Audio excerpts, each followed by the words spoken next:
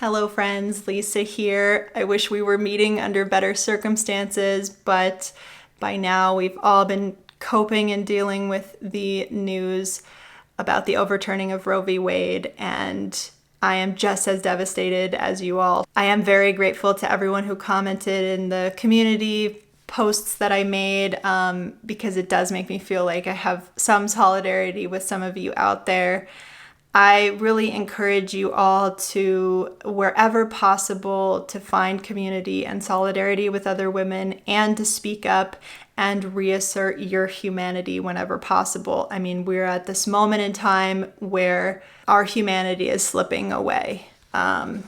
And it's very scary, and it's also very sad. If you believe that you're a human, if you've reached that point, it took me a while to reach that point because we were so brainwashed to believe that women are objects and property, then assert it every chance that you get. That's my advice to you.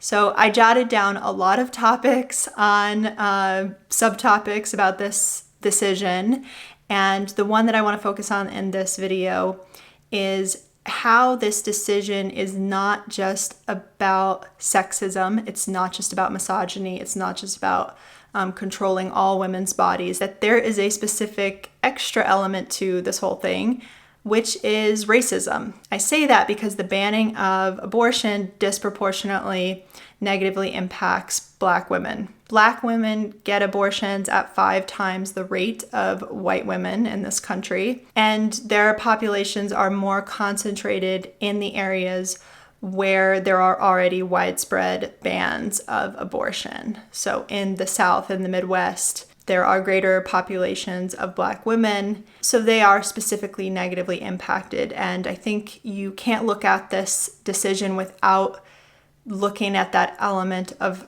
racism. I did find a great article in the New York Times that I wanted to just read you a little bit of by a law professor at UC Irvine called Michele Goodwin. I'm actually working on a book right now about the history of the global slave trade. So when this decision came out, because I've been working for the last week on a book on that topic of slavery and how, slavery in America has really carried over into our society, culture, economic system up to the present day. And slavery is still well alive and with us now, very unfortunately.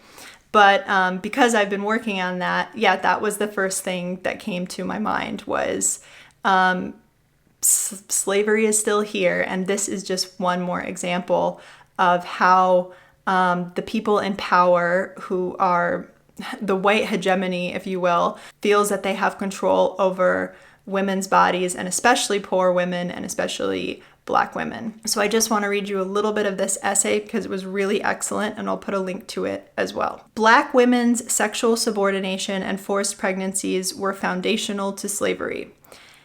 Ending the forced sexual and reproductive servitude of Black girls and women was a critical part of the passage of the 13th and 14th Amendments. The overturning of Roe v. Wade reveals the Supreme Court's neglectful reading of the amendments that abolished slavery and guaranteed all people equal protection under the law.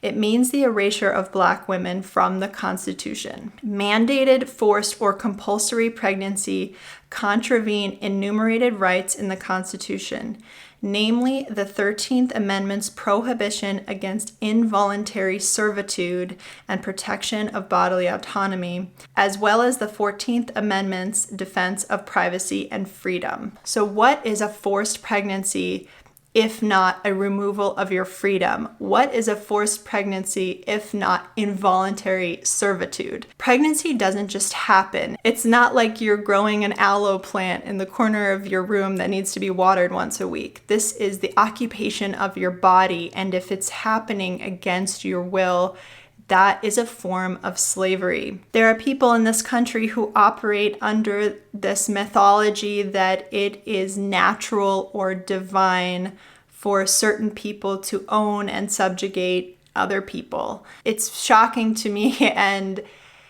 it's shocking and absurd, and it honestly disgusts me. And there are people who feel that it's their right to tell other people what to do with their body, or to impose their own morals onto other people. And just shifting a little bit to sort of mix in another topic, slavery was the heart of our economic system, and it's really the foundation upon which capitalism was based. I don't know how this fits in, but it definitely feels to me that this is a decision by the upper class or the aristocracy to increase the number of poor working class people, to increase the volume of cheap labor.